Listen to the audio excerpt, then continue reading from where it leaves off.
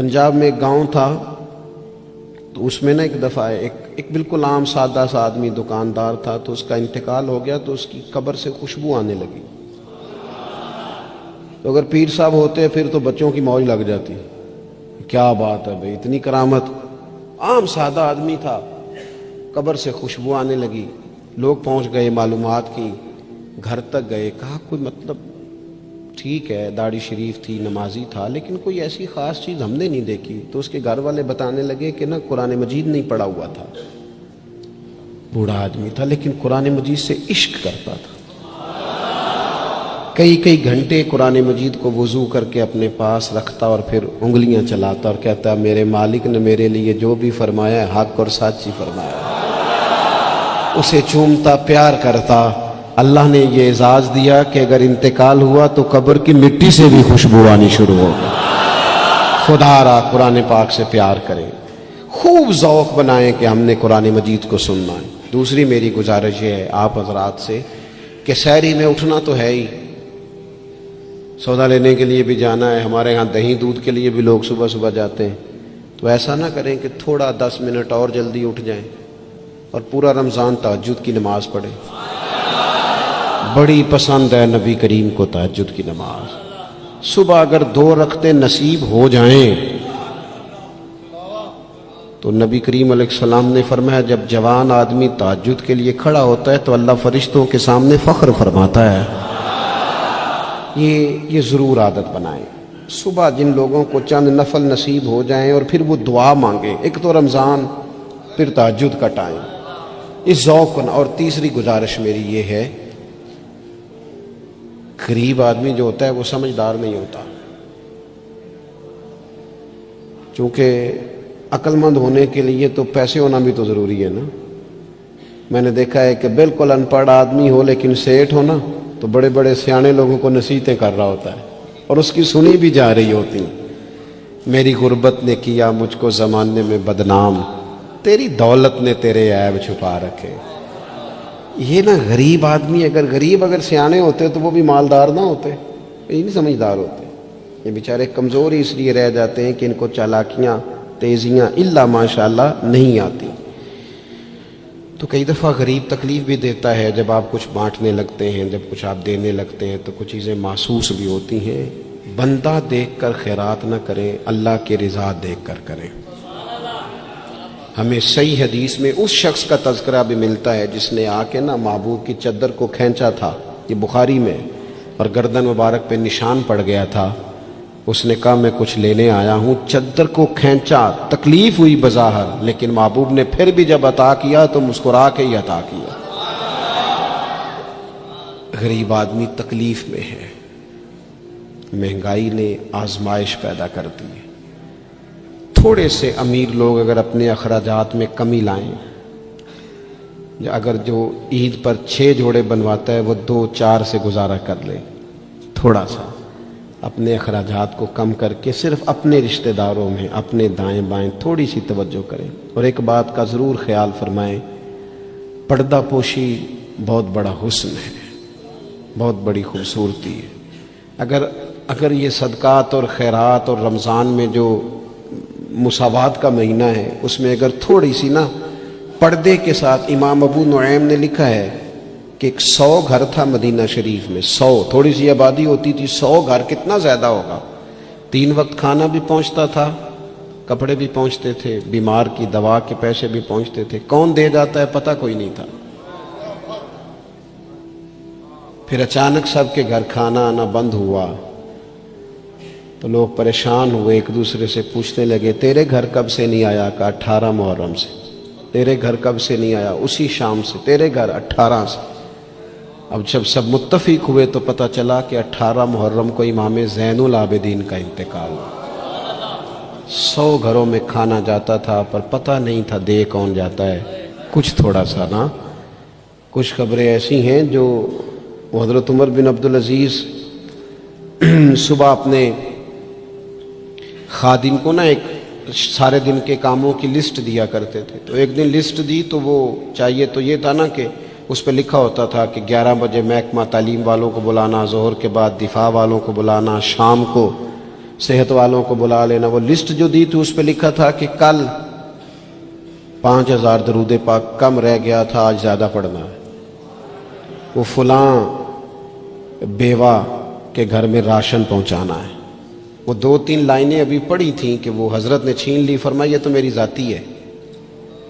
تو مشیر کہنے لگا حضور یہ کم کرتے ہیں، کبھی بتایا نہیں. تو آپ فرمانے لگے کچھ پیسے چھپا کے رکھے ہوتے ہیں لوگوں نے کہ مشکل پڑ گئی تو کام آئیں گے. میں نے بھی کچھ نیکیاں سب سے چھپائی ہیں، قیامت میں مشکل پڑ گئی تو اللہ کے کرم سے میرے کام آ جائیں گے. موجود نہ ہو تو زندگی کا وقت گزرے بھی تو ذرا پھیکا پھیکا گزرتا ہے. اگر دن بیت بھی جائے تو کچھ تھوڑا سا بوجھ چھوڑ جاتا ہے. کچھ چیزیں زیادہ ضروری ہوتی ہیں وقت کو گزارنے کے لیے. اس طرح کھانا بڑا ضروری ہے، پینا اور سونا بڑا ضروری ہے. اسی طرح زندگی گزارنے کے لیے محبت کا ہونا بھی بڑا ہی ضروری ہے. گھر کے اندر ساری نعمتیں موجود ہوں، بچے بھی ہوں، رزق بھی وسیع ہو، گھر بھی اپنا ہو اور کشادہ ہو، ہر چیز موجود ہو، بس میاں بیوی کے درمیان محبت موجود نہ ہو. ساری چیزوں کی موجودگی میں وقت گزارنا مشکل ہو جاتا ہے. آپ کی نوکری آپ کے اپنے شہر میں ہو، آنا جانا آسان ہو، سیلری پیکج بڑا اچھا ہو، لیکن جس جگہ آپ ڈیوٹی کرتے ہیں، جاب کرتے ہیں، وہاں جو ارد گرد لوگ رہتے ہیں ان سے محبت کا رشتہ نہ ہو تو ساری سہولیات کے باوجود وہاں جانے کو طبیعت نہیں چاہتی. اور میں نے دیکھا ہے کہ اگر کسی جگہ کام کرنے والوں کے بیچ آپس میں محبت کا رشتہ ہو جائے تو لوگ ترقی نہیں لیتے، کہتے میں یہی ٹھیک ہوں، مجھے ترقی نہیں لینی، میرا ذرا دوستوں سے دل لگا ہوا ہے. محبت زندگی کی بڑی اہم ضرورت ہے. ہم نے یہ کیا ہے کہ کچھ تو ہمارا خارجی ماحول ہمارے اوپر اثر انداز ہوا ہے، اور کچھ ہم نے لوگوں کے رویوں کو دیکھ دیکھ کر اپنے بھی رویے تبدیل کر لیے. جب دیکھا کہ کچھ لوگ تلخ ہیں، ان کے مزاج میں تلخی ہے، تو شاید ہمارا عمل ایسا نہیں تھا، لیکن رد عمل کے طور پر ہم نے بھی وہی انداز اختیار کر لیا. میں سفر کرتا رہتا ہوں، روڈ پہ ہم جا رہے تھے تو ایک گاڑی والے نے پہلے تو کراس غلط کیا اور پھر تنقید بھی کر گیا. کہنے لگا اگر چلانا نہیں آتی تو کسی سے سیکھ لو. غلطی بھی اس کی ہے اور پھر اس نے تنقید بھی کر ڈالی. تو ڈرائیور جو گاڑی چلا رہے تھے ان کا موڈ بڑا خراب ہو گیا. تو میں نے تھوڑے فاصلہ طے کرنے کے بعد ان سے کہا کہ ذرا گاڑی کھڑا کرنا. انہوں نے کھڑی کر دی. تو میں نے کہا میاں اس نے تو جو کرنا تھا وہ کر کے چلا گیا، اب ہم نے تو سفر کرنا ہے کہ نہیں؟ ہم لوگوں کی تلخیاں اٹھا کے اپنے ہاں کیوں لے آئیں؟ اگر کسی کا رویہ درست نہیں ہے تو اس کی بنیاد پر ہم ان ساری پریشانیوں کو اپنے ہاں کیوں لائیں؟ جب محبت چھوٹ جاتی ہے، جب ہمارے لہجے شگفتہ نہیں رہتے، جب گفتگو دھلی ہوئی نہیں رہتی، جب چیزوں پر ہلکی ہلکی گرد پڑتی ہے اور ماحول کے اندر گھٹن پیدا ہوتی ہے، نتیجہ یہ نکلتا ہے کہ وہ سارا کیف دھندلا سا جاتا ہے. دین اسلام کا اگر کوئی دوسرا نام رکھنا چاہے تو وہ دین محبت ہے. ہمیں یہ کہا گیا ہے کہ تم ٹوٹ کر پیار کرو. کس سے؟ اللہ تعالی سے.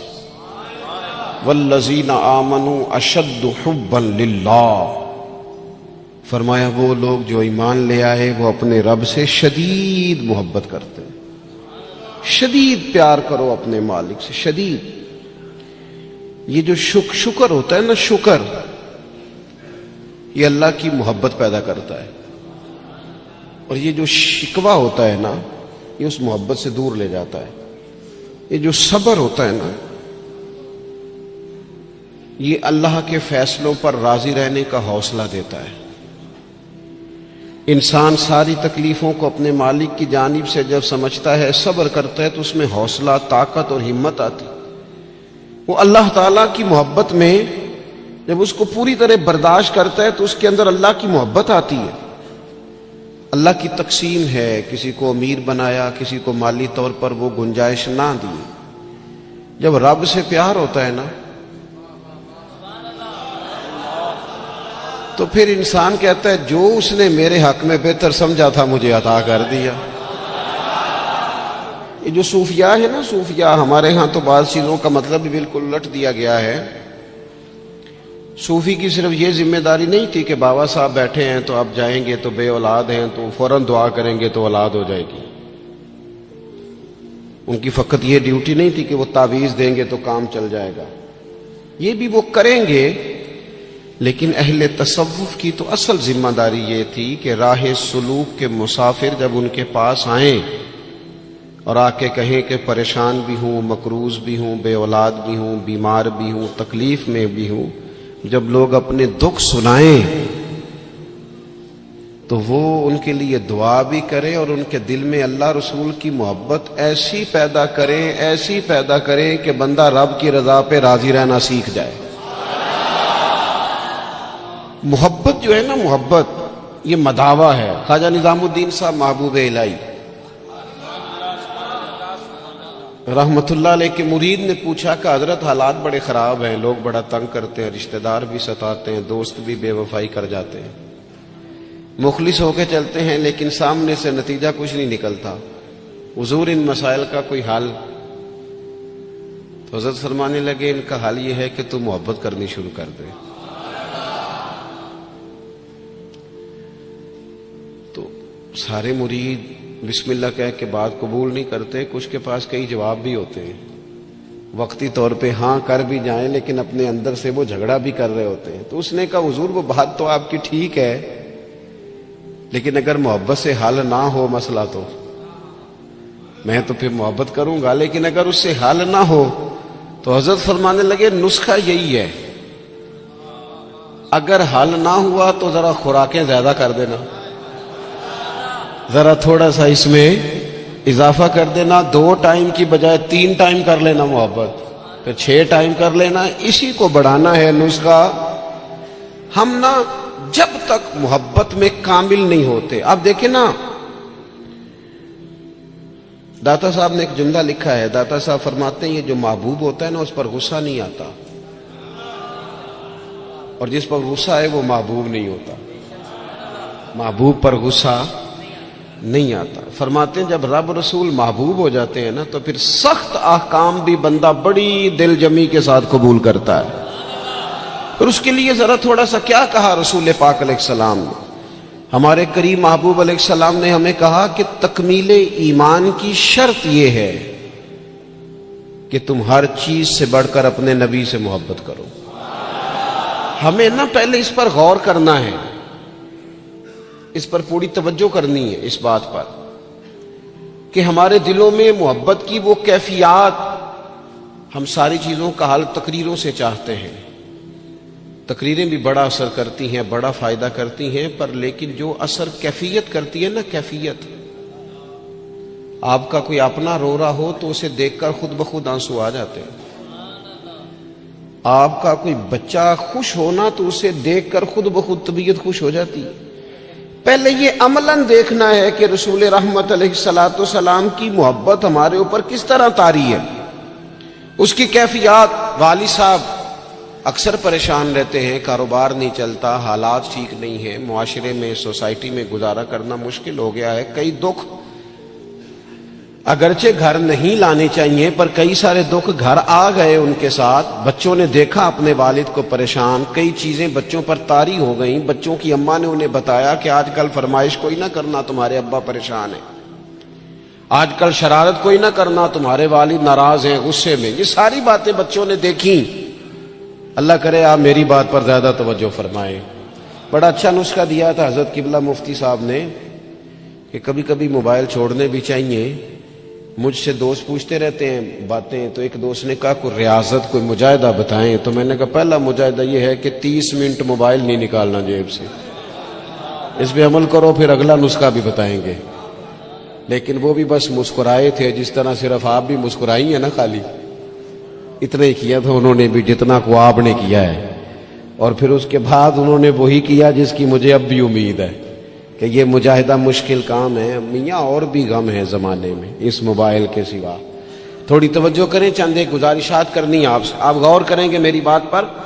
کئی قسم کی پریشانیاں ہمارے گھر آ جاتی ہیں، ہمارے بچے اس کا شکار ہوتے ہیں اور اس تکلیف اور اس درد اور اس کشف کو محسوس کرتے ہیں۔ تو کبھی ایسا بھی تو ہونا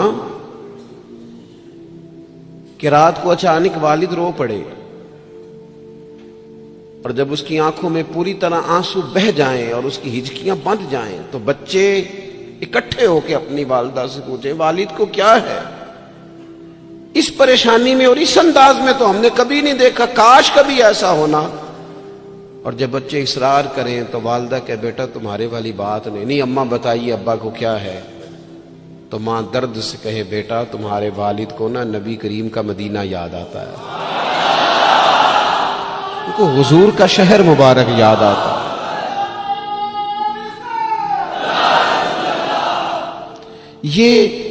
جب یہ کیفیات ہماری اولاد تک پہنچیں گی تو اس کا جو اثر ہوگا نا، دیکھیں نا حضرت خالد بن میدان رضی اللہ تعالیٰ عنہ صحابی ہیں، ان کی صاحبزادی کہتی ہیں میرے والد رات کو کہا کرتے تھے کسی صحابی کو بلا کے لاؤ،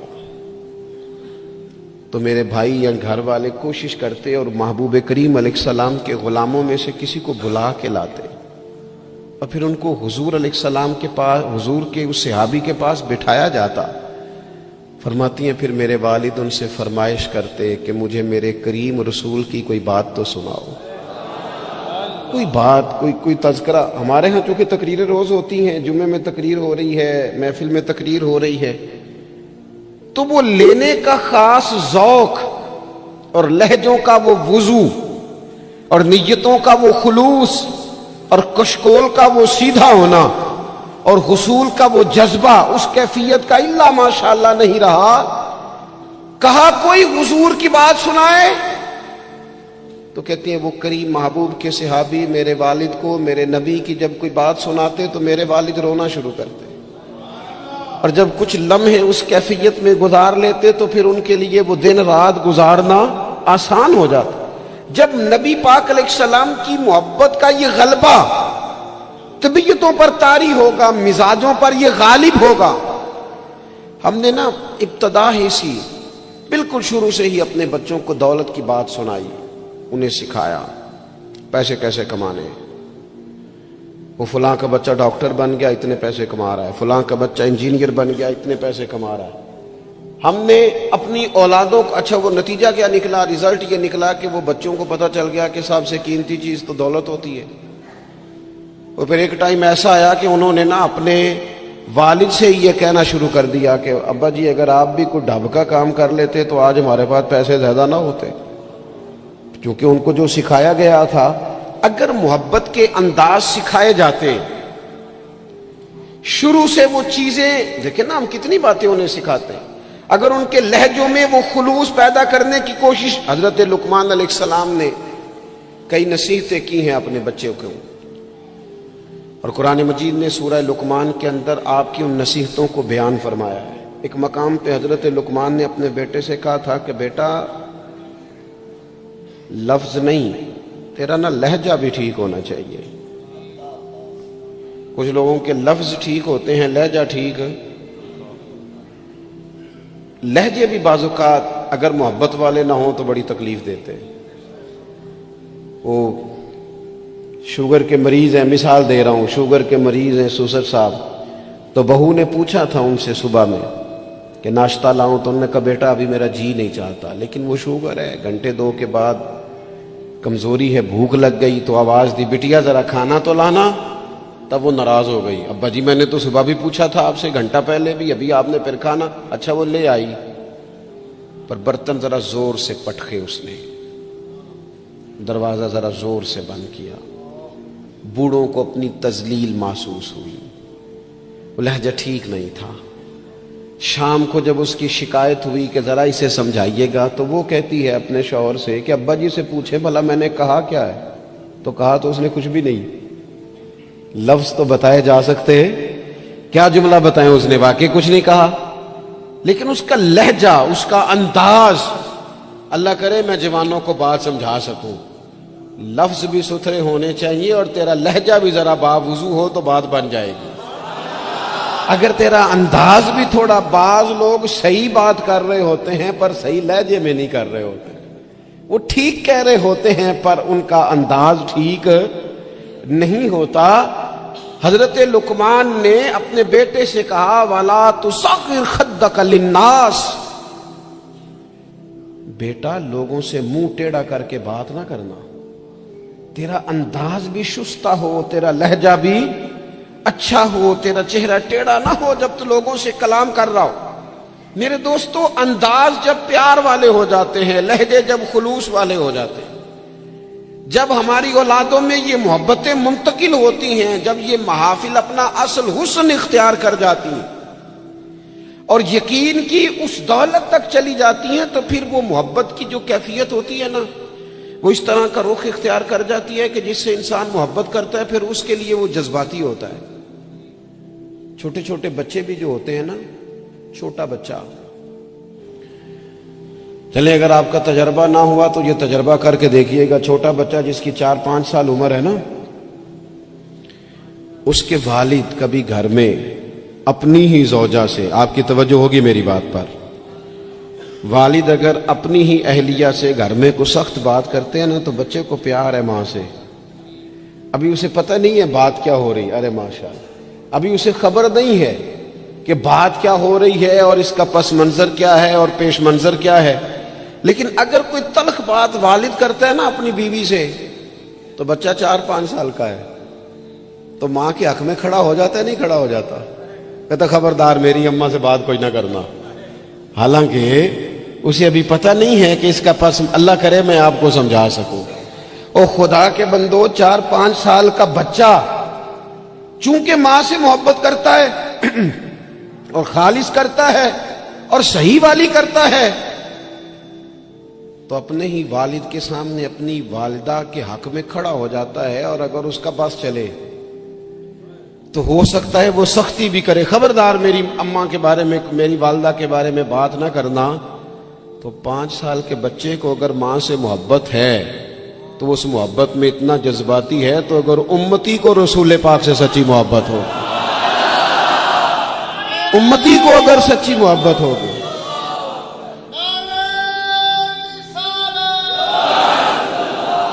وہ ڈاکٹر اقبال سے نا، ڈاکٹر اقبال سے کسی شخص نے مطالبہ کیا، کہا ایک جگہ پہ جانا ہے، وہاں کچھ لوگ نا نبی پاک علیہ السلام کے علم کے موضوع پر کوئی بحث کریں گے، مباحثہ ہوگا علم شریف پر، آپ کی توجہ ہے میری بات پر؟ تو اقبال ناراض ہو گئے، کہنے لگے میں تھوڑی جاؤں گا۔ کہا کیا مطلب؟ کہنے لگے اس جگہ چلا جاؤں جہاں میرے نبی پاک کا علم تولا جا رہا ہے۔ کیا بات کر دی تم نے؟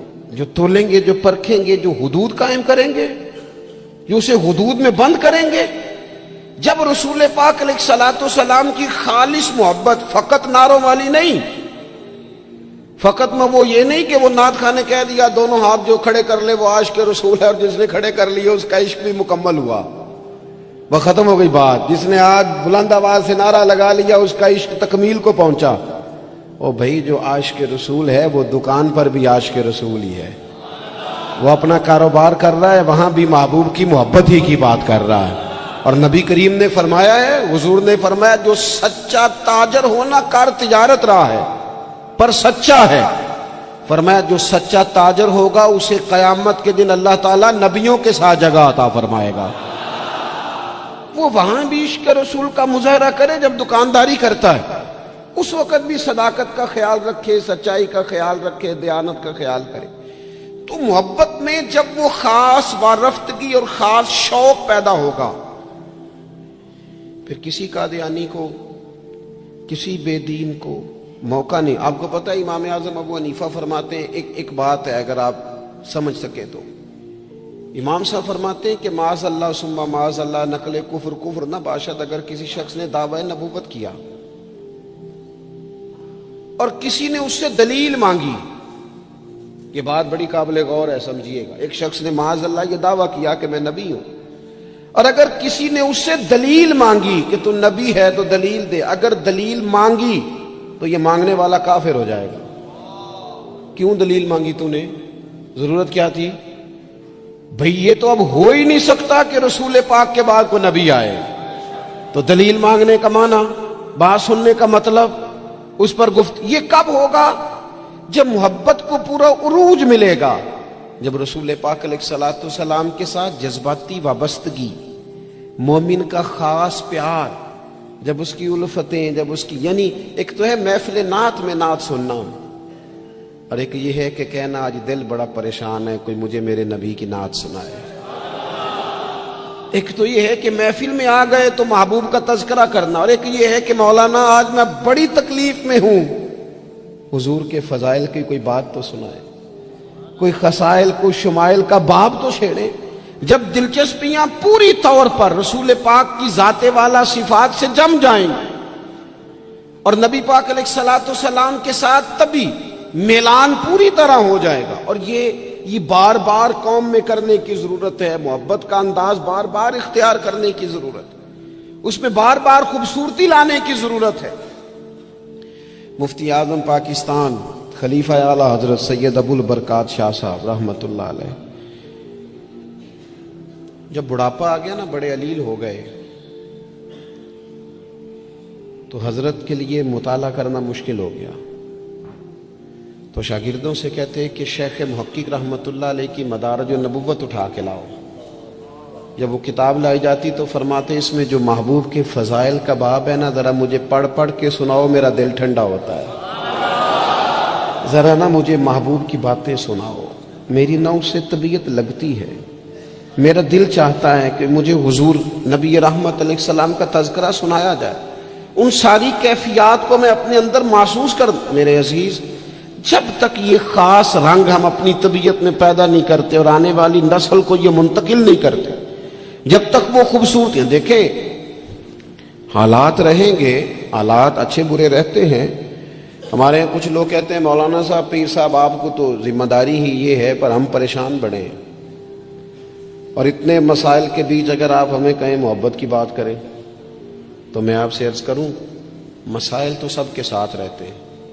ہاں، ہمیں یوں لگتا ہے کہ سامنے والا شاید بڑا سکھی ہے، میں آپ کو بڑی ذمہ داری سے کہتا ہوں، بڑے لوگ جو ہوتے ہیں نا، ان کے دکھ بھی ذرا بڑے بڑے ہی ہوتے ہیں، ان کے مسائل بھی ذرا بڑے بڑے ہوتے ہیں۔ وہ کسی درویش نے کہا تھا کہ میں دوست تو تھوڑے بناتا ہوں، کیوں؟ فرمایا دوست تھوڑے ہوں تو حق بھی تو تھوڑے ہوتے ہیں نا، جس سے پیار کرنے والا زیادہ ہوتے ہیں اس کے ذمہ حقوق بھی تو ذرا زیادہ ہوتے ہیں نا، اس کی ڈیوٹیاں بھی ذرا زیادہ ہوتی ہیں، اس کو زیادہ کام کرنا پڑتا ہے۔ میرے عزیز، مسائل تو رہتے ہیں، اب محبت چھوڑ دی جائے گی؟ وہ ہمارا یہ مزاج بن گیا ہے کہ ہم سارے دکھوں کو، وہ ایک تکلیف ہوتی ہے زندگی میں تو سارے سکھ بھی اسی پر قربان کر دیتے ہیں۔ صرف پیسے نہیں ہے نا پاس، بچے ہیں نا اللہ کے فضل سے، صحت ہے نا اللہ کے فضل سے، گھر ہے نا اللہ کے فضل، تو چلو ایک ٹینشن کو چھوڑ ہی دیا جائے۔ آپ دیکھیے نا، اللہ کے پیارے رسول علیہ الصلوۃ والسلام نے فرمایا سارے نبی ستائے گئے اور میں سب سے زیادہ ستایا گیا۔ آپ 13 سال مکہ مکرمہ کے حالات دیکھ لیں، پھر حضور مدینہ طیبہ تشریف لائے تو بدر، احد، خندق، حنین، تبوک، خیبر، آپ دیکھتے جائیں، منافقین کی سازشیں، کبھی کسی رنگ میں کبھی کسی رنگ میں، ہر وقت حالات کے تیور چڑھے رہے، پر حضرت حارث ابن عبداللہ رضی اللہ تعالیٰ عنہ فرماتے ہیں میں نے اتنا مسکراتے کسی کو نہیں دیکھا جتنا رسول کریم مسکرایا کرتے۔ مسائل کی سنگینی تو ساتھ رہے گی،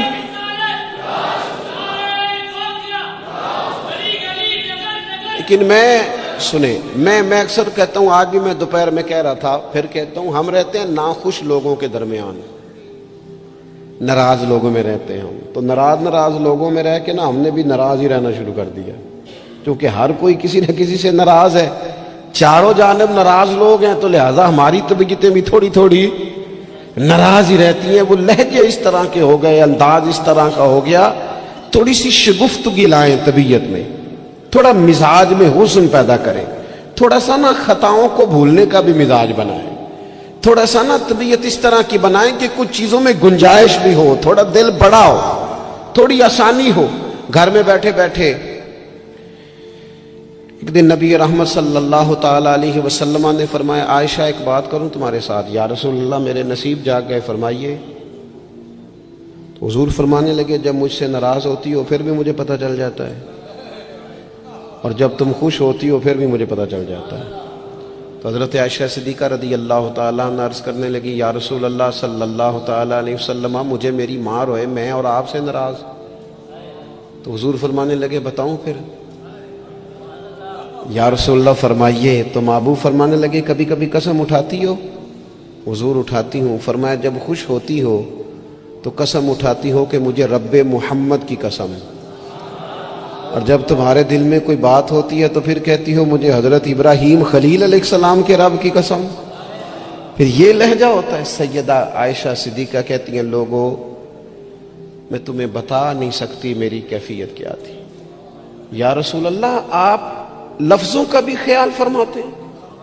کوئی کیا سوچ رہا ہے، کوئی کیا بول رہا ہے، آج کل اس کی گفتگو میں کیا، یہاں تک کریم خیال کرتے ہیں، یہاں تک آپ مہربانی فرماتے ہیں؟